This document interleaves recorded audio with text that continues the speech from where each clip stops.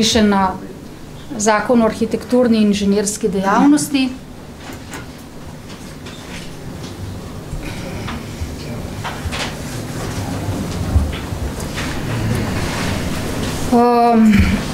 Jaz bom izhodišča preskočila,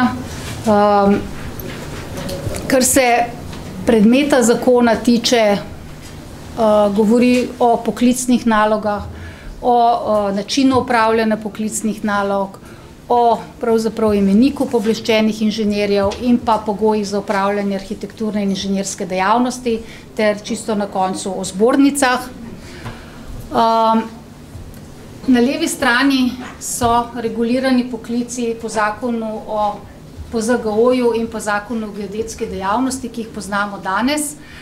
Nekateri od teh reguliranih poklicev pač so vpisani v imenik ZAPS-a, nekateri so vpisani v imenik IZS-jev, poleg tega je geodet vpisan v imenik geodetov. Rada bi povedala, da marsikdo narobe misli, da je reguliran poklic po ZGO ena pooblaščeni inženir. Regulirani poklici so ti in tudi z tega vidika je prišlo do spremembe zakonodaje, ker pravzaprav nismo nikakor primerljivi z Evropo, ki ne poznajo odgovornih projektantov, nadzornikov, vodij del in podobno, ampak pozna samo arhitekte in pa inženirje. Drugo, kar je pa bilo izhodišča, sem nekako preskočila, so bili vladni projekt, poenotenje zbornic in tako naprej, je bilo pa ta pravzaprav cilj zmanjšanja števila reguliranih poklicev in zakaj bomo pa mislili tudi takole? Ta cilj je bil več kot dosežen, ker imamo po novem samo 4 regulirane poklice, pooblaščen arhitekt, pooblaščen inženir, pooblaščen krajinski arhitekt in prostorski načrtovalec. Prvi arhitekt, krajinski arhitekt in prostorski načrtovalec se bojo vpisovali v imenik arhitektov pri ZAPS, pooblaščeni inženirji v imenik pooblaščenih inženirjev pri IZS. Polona, se to da malo premakniti tjale? Da imate tudi format tole? Ne vem. Jaz vidim vse tukaj.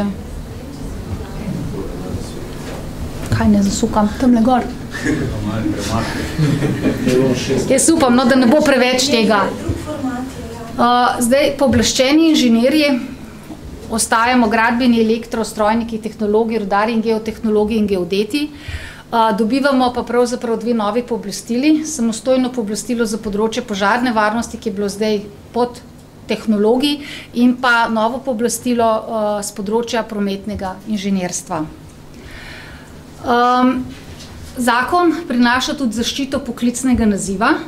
To pomeni, da nihče drug kot tisti, ki je vpisan v imenik pooblaščenih inženirjev oziroma arhitektov, ne bo mogel uporabljati tega poklicnega naziva, je pa pač novost ta, da bomo lahko svoj poklicni naziv s kratico zapisali tudi pred svoje ime in priimek.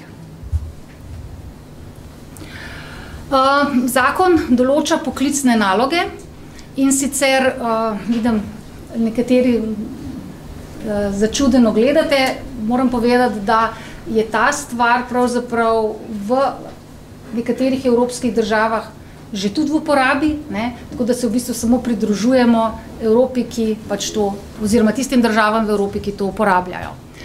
Kar se tiče poklicnih nalog, so podrobneje napisane v zakonu, tukaj je samo nekaj bistvenih izvzeto. Rada bi tukaj predstavila oziroma povedala to, da projektiranje ostaja v pristojnosti arhitektov, inženirjev in krajinskih arhitektov, da je pristojnost nad izvajanjem del oziroma vodenjem del v bodoče v rokah tako kot zdaj pooblaščenih inženirjev, ne pa tudi drugih strok, da pa nadzor pripada vsem, tako kot tudi razne izdelave izvedenskih mnenj, elaboratov, študij, svetovanje, zastopanje naročnika, vodenje investicije. Nekoliko iz pooblaščenih inženirjev bi izvzela 2. Eno je pooblaščen inženir z področja geodezije, ki tako kot zdaj bo še vedno izvajal geodetsko dejavnost in pa po novem tudi geodetske storitve, namreč poklic geodet se ukinja, njegove naloge prevzema nov poklic pooblaščeni inženir z področja geodezije. Druga stvar, ki pa je pa prometni inženir oziroma pooblaščeni inženir z področja prometnega inženirstva. Ni to klasičen inženir, ne bo projektiral, nadzoroval in vodil del, bo pa izdeloval prometne študije, modele, prometne modele, prometno signalizacijo, prometne zapore. To je bila pa želja, bom rekla, tako fakultete v Mariboru kot tudi Ministrstva za infrastrukturo, zato je prišlo pravzaprav do formiranja te nove licence oziroma pooblastila. Zakon dalje navaja, na kakšen način bomo inženirji opravljali, seveda tudi arhitekti, poklicne naloge, neodvisno, dejansko, stalno in trajno. Da ne bo bojazni pri tem dejanskem, je osebno prisoten pri vseh poklicnih nalogah, ki jih izvaja. V obrazložitvi zakona piše, da v bistvu pooblaščeni inženir in arhitekt delata z ekipo, mi vemo, da je to standardna praksa, da pa pooblaščeni inženir mora biti zraven pri vseh ključnih nalogah in to ekipo voditi, ker seveda na koncu prevzema odgovornost. Stalno in trajno.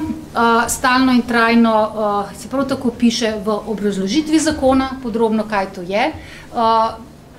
In seveda navaja tudi na to, da bomo v statutu zbornice to morali posebej urediti. Gre pa za to, da se uredi in se predpiše oziroma je predpisano neko stalno in trajno razmerje med nosilcem stroke, se pravi nosilcem dejavnosti in tistim gospodarskim subjektom, ki opravlja dejavnost in s čemer je namen, da se bodisi ureja razmere in trg, bodisi dviguje kvaliteto. Inženir bo mogel svoje delo opravljati na enega izmed možnih načinov, in sicer bodisi bo samostojni podjetnik ali samostojni kulturni delavec, to slednje je pač zanimivo predvsem za ZAPS, oziroma arhitekte in krajinske arhitekte, bodisi bo zaposlenec v gospodarskem subjektu, oziroma bo imel na podlagi nekega drugega pravnega razmerja za gospodarsko družbo.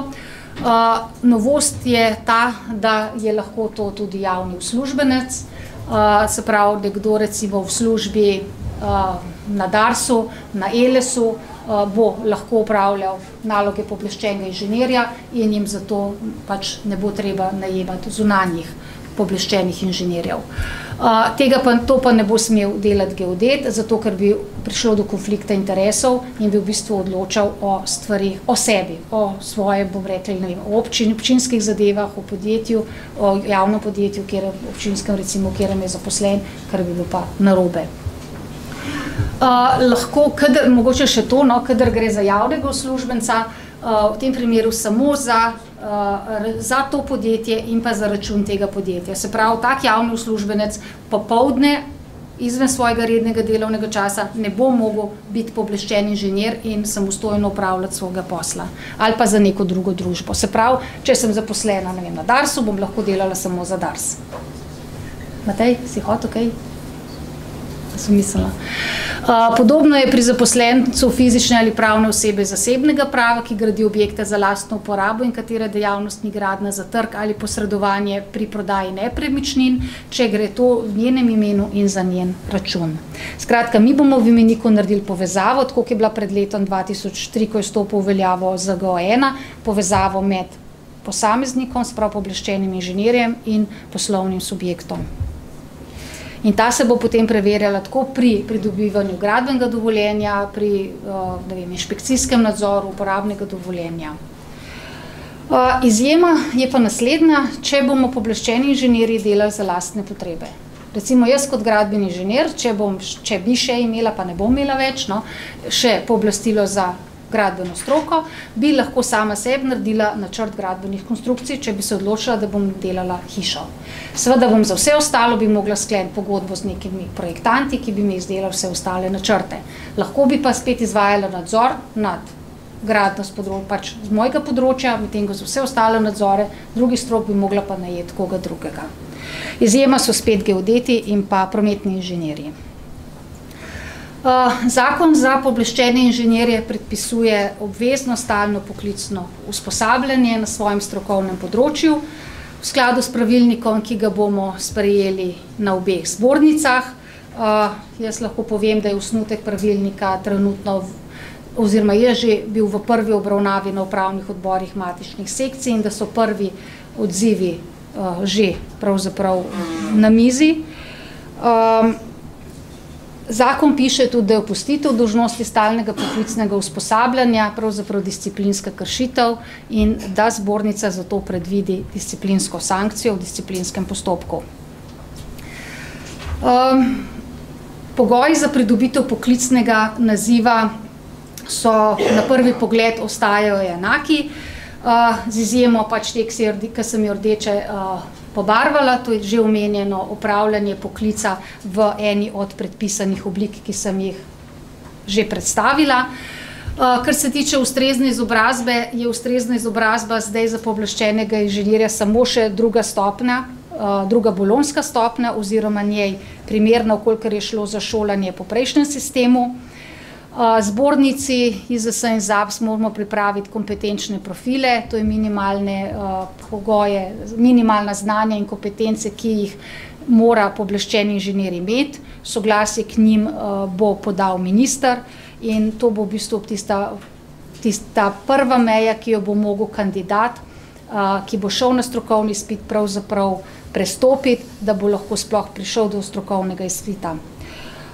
Prehodno obdobje za uveljavitev kompetenc pa je 1.1.2022, to pa zato, da bodo tudi šole, fakultete, univerze, skratka izobraževalni sistem lahko prilagodil svoje programe pač našim kompetenčnim profilom. Praktične izkušnje se nižajo in sicer se nižajo na 2 leti. Morale bodo biti pridobljene pod mentorstvom pooblaščenega inženirja z najmanj 5 leti delovnih izkušenj po pridobitvi naziva.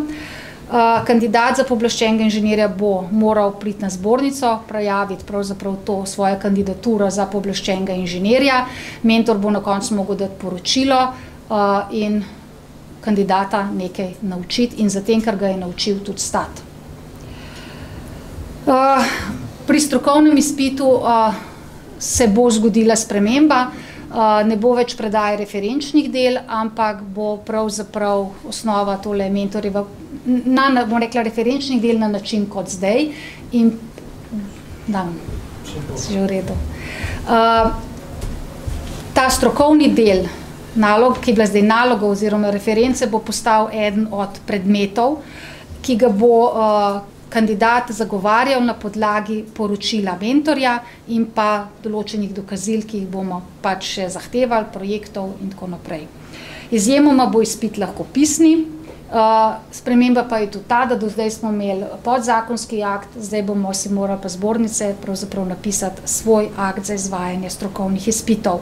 Ministrstvo bo dalo soglasje.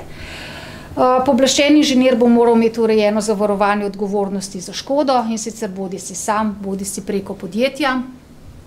V imeniku bomo vodili tudi neke nove podatke, torej v kakšni obliki opravlja inženir svoje naloge, svoj poklic, kreditne točke oziroma podatke o stalnem poklicnem usposabljanju. Ideja je, da nekako vsako leto naj bi inženir nabral zadostno število kreditnih točk, to je tako kot geodeti jih nabirajo zdaj, da določene vsebine bo zbornica predpisala, nabor določenih obveznih vsebin, določen nabor oziroma in ta nabor obveznih vsebin bo predstavljal določen delež v celotnem njegovem izobraževanju, sprav nekaj vsebin bo moral izbrati z obveznega dela, ostale si bo lahko sam izbral, in pa tudi ta obvezni del, ni treba, da bo prišel na zbornico, te teme bo lahko pokril pravzaprav z izobraževanjem tudi kjerkoli drugje oziroma v tujini. Se pravi, način upravljanja poklicnih nalog, stalno poklicno usposabljanje, ja, in referenčna dela. To je pa zadeva, ki smo jo, če se spomnite, na skupščini pa na zbornici pred leti že obravnavali, vezana pa na sistem javnega naročanja. Izražena je bila želja vas oziroma pooblaščenih inženirjev, da bi zbornica vodila reference za posameznika, kolikor bo to želel. to je pač na željo člana in proti plačilu člana in ob njegovi polni odgovornosti, da stoji za svojimi referencami. Gre pa za to, da so imeli mnoge težave, pravzaprav vsakič znova iskati reference, pa so bile enkrat potrjene, drugič ne, ker so se ljudje zamenjali, podjetja so pravzaprav šla, ne vem, v stečaj oziroma so se zaprla in tukaj bi pač je možnost neke baze vodenja referenc pravzaprav za vas. Zdaj, v imeniku bo nekaj več javnih podatkov, kot jih je bilo do zdaj. Jaz bi poleg te povezave z gospodarskim subjektom izpostavila še to, da vkolikor bo za določenemu pooblaščenemu inženirju izrečena disciplinska sankcija, ki izbrisa iz imenika, ki bo daljša od enega leta, ki bo izbrisa iz imenika, bomo lahko za največ 1 leto to disciplinsko sankcijo povzeli tudi v imeniku, oziroma ne lahko, jo bomo morali povzeti in bo tam objavljena. Zadeva je taka, da smo pravzaprav to želeli sami, da ste to izrazili vi, pooblaščeni inženirji. Mnenje je bilo namreč tako, da pravzaprav drugače, kolikor se to tudi javno te stvari ne objavljajo, so disciplinske sankcije same sebi namen. Razlogi za izbris so poleg tistih, ki so že zdaj še te, bodisi, da nima urejenega zavarovanja odgovornosti za škodo, zbornica bo to preverjala enkrat letno, tako kot zdaj to preverja tudi pri geodetih. Če nalog ne boste upravljali v eni od predpisanih oblik, se stalno poklicno usposabljali, oziroma za tuje inženirje, če doma v matični državi nimajo več te pravice. Pooblaščeni inženir bo po novem tako tisti, ki bo vpisan v imenik z aktivnim statusom, kot tisti z statusom v mirovanju, vendar pa bo lahko poklicne naloge upravljal samo tisti, ki bo imel aktivni status. Vsi pa boste člani zbornice. Žige bomo izdajali samo še do 1.1.2021, potem pa samo še na zahtevo oziroma željo, potem dobimo kvalificirane certifikate, s katerimi bomo pač lahko vstopali v prostorski informacijski sistem in izkaznice pooblaščenih inženirjev ne bo več. Novi so pogoji za upravljanje arhitekturne in inženirske dejavnosti, s katerimi se ureja okolje dela, se pravi konkurenca na trgu, ureja trg in sicer mora biti tista družba, gospodarski subjekt, ki želi upravljati arhitekturno in inženirsko dejavnost, mora imeti vpisano najmanj eno od dejavnosti, pač iz tega SKDM 71, mora imeti zaposlenega, potem pa enega, oziroma tako rekla, dejavnost mora imeti registrirano, ustrezno zavarovana, mora biti za škodo po zakonu, ne sme biti v stečajnem postopku, potem mora pa zadostiti ene od teh 3 alinej. Bodisi, da ima polno zaposlenega enega pooblaščenega inženirja, oziroma za krajši delovni čas iz tistih, ki smo se prej že pogovarjali, po ZDR-ju. Bodisi je najmanj polovica deleža v družbi v lasti pooblaščenih inženirjev, ali pa družbe, ki izpolnjuje pogoje za to družbo in je hkrati pooblaščeni inženir poslovodni organ, to pomeni, da je direktor, ne prokurist, ker prokurist nima polnih pravic, oziroma gre za SP, oziroma samostojnega kulturnega delavca, ki je hkrati pooblaščeni inženir in je polno zaposlen v tem SP-ju.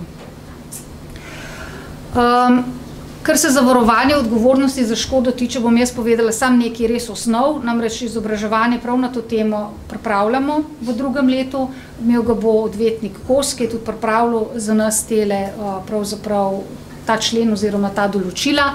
Gre za to, da bo zavarovanje, ki zdaj krije samo pravzaprav neke fizične škode, bodisi porušitve, povese in tako naprej, dejansko spremenjeno v zavarovanje od malomarnosti. In sicer, ki ima lahko za posledico nastanek škode ali pa stvarne napake, torej pravzaprav neke škode, to se pravi škode, ko je treba pravzaprav sanirati stvar, ki se ni porušila ali pa uničila, ampak, ne vem, treba narediti nov projekt in podobno.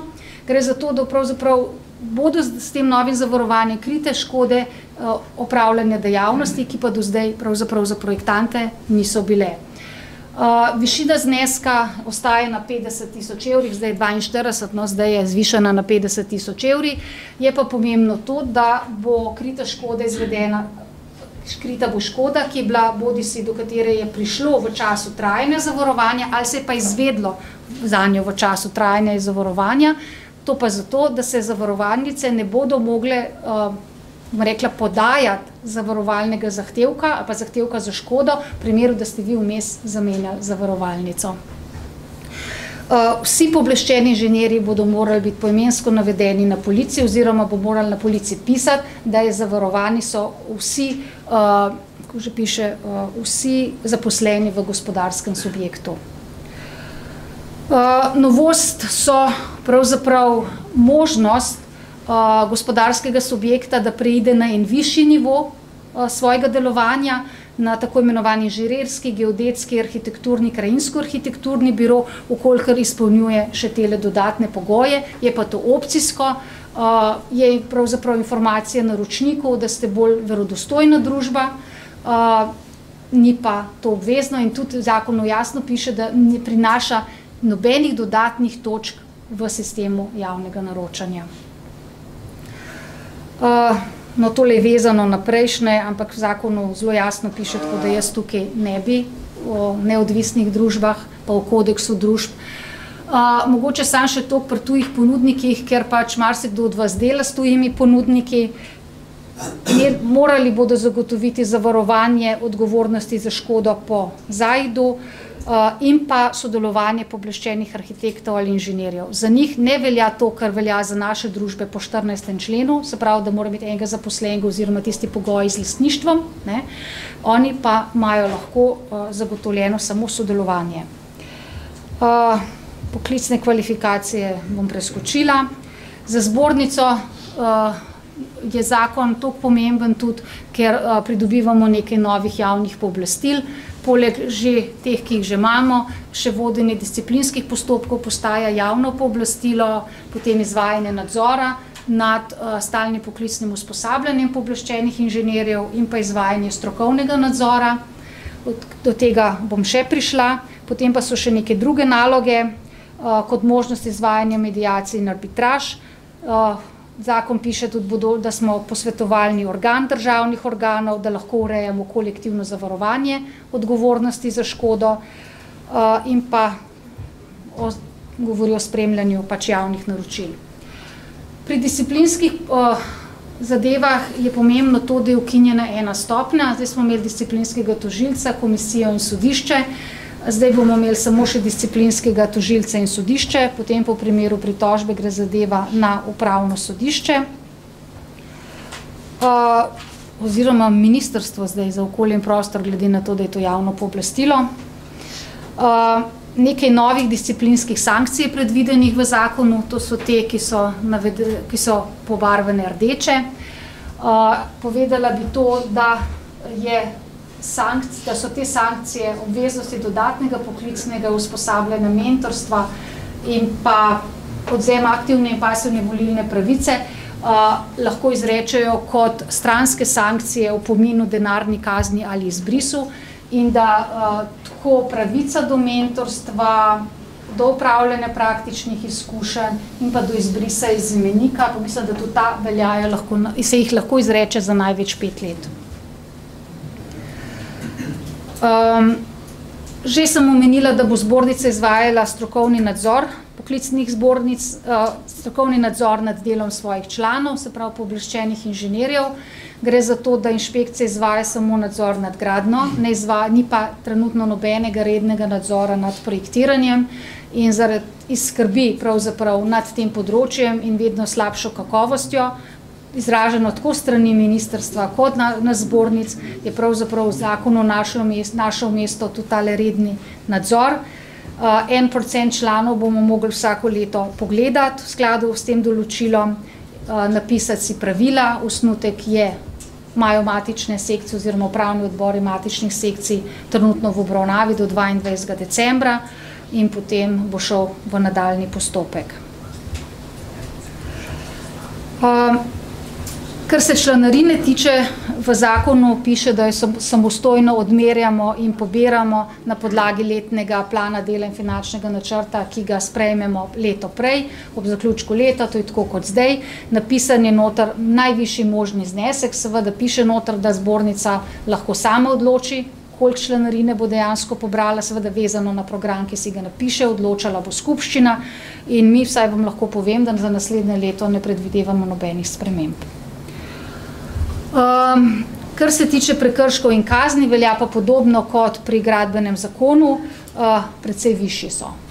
Vezani so pa na to, ali kako velik gospodarski subjekt ste, oziroma je vaš gospodarski subjekt, ni pa prekrškov prav velik, vezani so pa na to, če nekdo opravlja dejavnost, inženirsko dejavnost pa ne izpolnjuje pogojev oziroma se proglaša za pooblaščenega inženirja, pa to opravlja pa ne izpolnjuje pogojev. Tole sem že rekla. O vodjih del sem povedala že v gradbenem zakonu, pa o izvajalcih. Tukaj bi se pa samo še ustavila ene stvari, in sicer prevedbe zdajšnjih pooblastil v nova pooblastila oziroma prehodno obdobje. Odgovornega revidenta in odgovornega geodeta po 1.6. ne bo več. Kaj bomo naredili z pooblastilom revident, ne vem, a bomo se kaj odločili, pa to imeli pooblastilo IZS, ne več javno pooblastilo, ne vem. To se bomo v naslednje pol leta gotovo še pogovarjali. Je pa dejstvo, da poklic geodet pa je ukinjen in so naloge geodeta prenešene v naloge pooblaščenega inženirja z področja geodezije. Kaj mi nagaja? Eno stran nazaj. Aha. Na levi strani, mogoče ste opazili že na spletni strani, ker smo pošiljali posebno e-sporočilo, vsebina je identična. Kar vam si ne boste zapomnili tukaj, je novica oziroma je pod aktualno na spletni strani. Kombinacije pridobljenih reguliranih poklicev po ZGO-ju in zakonu geodetske dejavnosti. Tisti, ki je odgovorni projektant, odgovorni vodja del in odgovorni nadzornik in je vpisan v imenik IZS, tega bo zbornica prepisala v imenik pooblaščenih inženirjev po ZAID avtomatično in bo dobil naziv pooblaščeni inženir. Če beremo še naprej, odgovornega geodet, tisti, ki je danes odgovorni geodet in pa geodet in je vpisan v imenik IZS po ZGO1 in imenik geodetov po ZGOD, ta bo postal pooblaščeni inženir in bo tudi avtomatično prepisan. Prepis pomeni, da bo zbornica sama prepisovala. To so vsi tisti, ki so danes vpisani v imenik in imajo takšna ali drugačna pooblastila. Te bo zbornica vse sama prevedla. Če pogledamo geodeta, če je samo odgovorni geodet, se pravi, da ni geodet, bo postal pooblaščeni inženir brez pooblastila za potrjevanje elaboratov geodetskih storitev iz 7. odstavka 6. člena ZEN-a, da bo postal enak kot ta pooblaščeni inženir, z področja geodezije bo mogel narediti dopolnilni strokovni izpit, dodatni strokovni izpit. Ni roka omejitve do kdaj. Če bo tisti, ki bo želel, bo pač prišel in naredil. Potem imamo pa te, ki pravzaprav imajo danes vpisani v imenik kot vodje del za zahtevne objekte in pa odgovorni nadzorniki. To se pravi, nimajo pooblastila za projektiranje. Ta posameznik bo po novem vpisan dva imenika. V imenik pooblaščenih inženirjev po ZAID-u, vendar bo imel omejeno pooblastilo za nadzor in bo lahko nastopil kot odgovorni nadzornik in pa v imenik vodij del in oba prepisa bo zbornica naredila avtomatično. Bi pa rada povedala, da za vse te, ki ste danes vpisani ali pa ki so danes vpisani v imenik, tak ali drugačen, ki ga zbornica vodi, je prehodno obdobje do 30.11.2018, ko nam boste mogli dostaviti dokazilo o zavarovanju odgovornosti za škodo in pa podatek o načinu upravljanja poklicnih nalog in poklicnih nalog, to je za pooblaščene inženirje, za vodje del, pa o zaposlitvi in pa o zavarovanju. Še enkrat, te podatki so na zbornični spletni strani, v oknu aktualno. Potem imamo pa druge, ki pa imajo pooblastila po ZGO1, pa danes niso vpisani v noben imenik, ne imenik IZS, ne imenik geodetov. To so pa bodi si tisti, ki delajo po 230. členu ZGO-1, bodi si po 77. in 86. členu, in gre za kombinacije pooblastila za vodenje del in nadzora, glede na izobrazbo, ali so to inženirji oziroma so to tehniki. Vsi ti bodo morali dati pa vloge za vpis v imenik. In sicer tisti, ki imajo pooblastilo za nadzor za vpis v imenik pooblaščenih inženirjev, tisti, ki imajo pa pooblastilo, ki pa lahko vodijo dela, pa vlogo za vpis v imenik vodij del. Prehodno obdobje so pa različna za nadzor pa za vodenje. Za nadzornike do 30.11.2018, za vodenje del pa do 31. maja 2020. Zdaj pa res še pravzaprav skoraj konec. Marsikdo sprašuje, kaj se zgodi z delovnimi izkušnjami, ki jih že imam. Te veljajo zavedno. Kaj se zgodi s strokovnim izpitom, ki sem ga naredil po ZGO-1, pa nimam še pooblastila. Ta velja še 5 let. Kaj se zgodi, če imam visoko strokovno izobrazbo, še tisto staro pred bolonjskimi študiji, velja še 5 let, vendar pogoj za pristop k strokovnemu izpitu je 5 let delovnih izkušenj. Po novem bo 2, za te je 5.